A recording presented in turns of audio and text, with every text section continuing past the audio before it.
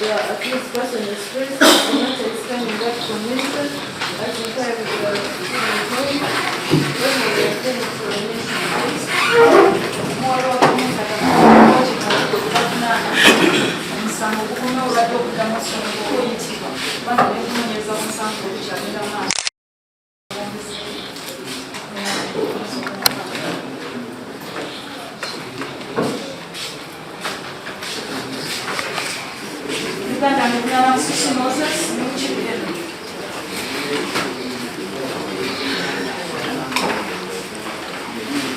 Erinnya Nabbanja Helen Nalongo omusibe waffe bamukomezzaawo leero ku kkooti.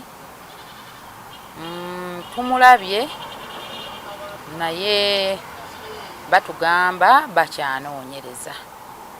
Ffe okunoonyereza tulaba kale emitima gyaffe era si misanyufu okusinziira kubanga omuvubuka nga ye nga tukyali ku poliisi yannyonnyola omusirikale nti yejjusa olunaku lwe yalwana n'omwana waffe arejjusa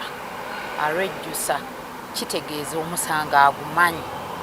Omuntu ng'amanyi omusango lwakuba nti mu mateeka wadde amanyi omusango yennyini kirina kuva mu kamwa ke n'ababuulira nti bannaye ngumanye naguzza kyatannakola, naye nga ffe ng'abazadde tulina obulumi kubanga tewali lunaku lwe tujja ku kkooti ne tumulaba ne tuddayo nga bwe twazze, tuddayo n'obulumi kubanga ekiwundu kye yatulekera kinene ate si kyangu kyakuziba. Era leero bajja tuzza nga 12 naye era mu bulumi obungi ffe ng'abazadde.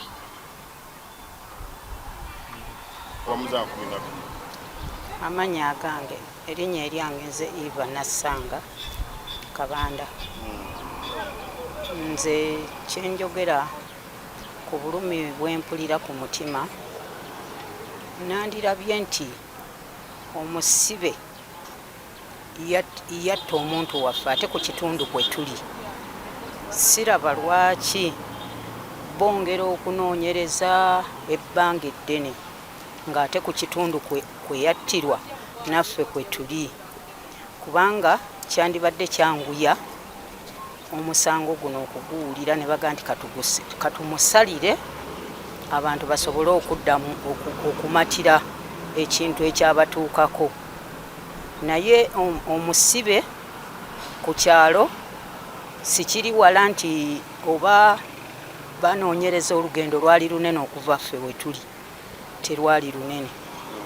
Twandibadde tusaba ne batusaasira, kati basaasire ffe abali mu bulumi kuba ye kati ye munnaffe ali awo atutunulako najja ate ne tweyongera okulwala.